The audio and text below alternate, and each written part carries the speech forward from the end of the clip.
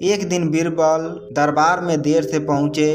जब बादशाह ने देरी का कारण पूछा तो उन्होंने बताया, मैं क्या करता हुजूर, मेरे बच्चे आज जोर जोर से रोकर कहने लगे कि दरबार में न जाऊं। किसी तरह उन्हें बहुत मुश्किल से समझा पाया कि मेरा दरबार में हाजिर होना कितना जरूरी है।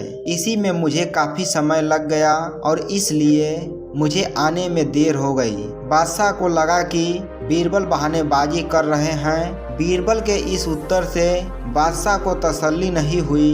वे बोले, मैं तुमसे सहमत नहीं हूँ। किसी भी बच्चे को समझाना इतना मुश्किल नहीं जितना तुमने बताया। इसमें इतनी देर तो लग ही नहीं सकती। बीरबल हंसते हुए बोले, हुजूर, बच्चे को गुस्सा करना या डपटना तो बहुत सरल है, लेकिन किसी बात को विस्तार से समझा पाना बेहद कठिन है। बादशाह अकबर बोले, मूर्खों जैसी बात मत करो। मेरे पास कोई भी बच्चा लेकर आओ, मैं तुम्हें दिखाता हूँ कि कितना आसान है यह काम। ठीक है जापना।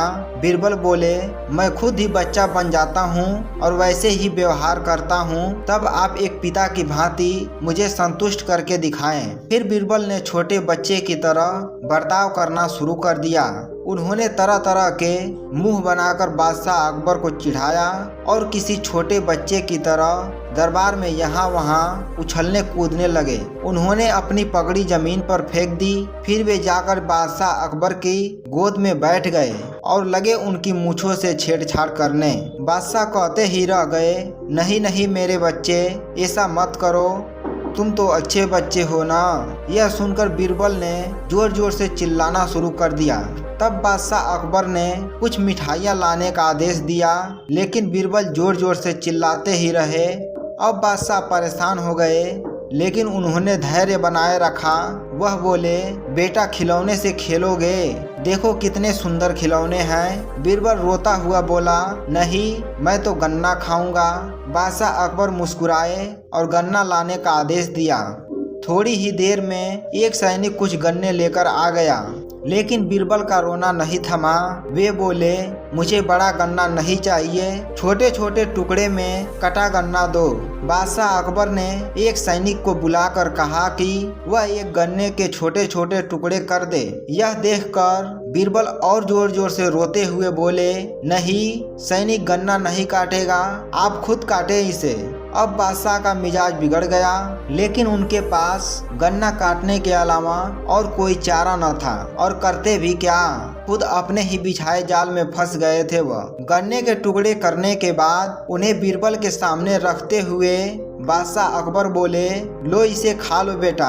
अब बीरबल ने बच्चे की भांति मचलते हुए कहा, नहीं, मैं तो पूरा गन्ना ही खाऊंगा। बादशाह ने एक साबुत गन्ना उठाया और बीरबल को देते हुए बोले, लो पूरा गन्ना और रोना बंद करो। लेकिन बीरबल रोता हुआ ही बोला, नहीं, मुझे तो इन छोटे टुकड़ों से ही साबुत गन्ना बना कर दो।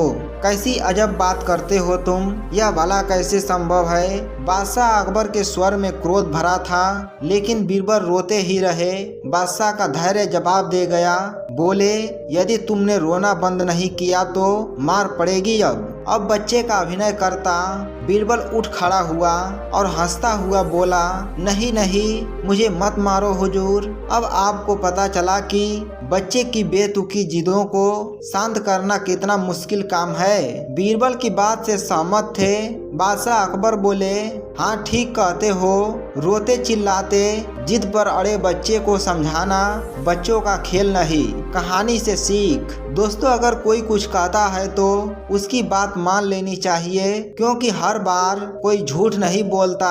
दोस्तों, जिद पर अड़े बच्चे को समझाना बहुत मुश्किल है। अब आप कमेंट करके बताएं कि आप किसी जिद पर अड़े बच्चे को कभी प्यार से समझाकर चुप किए हैं।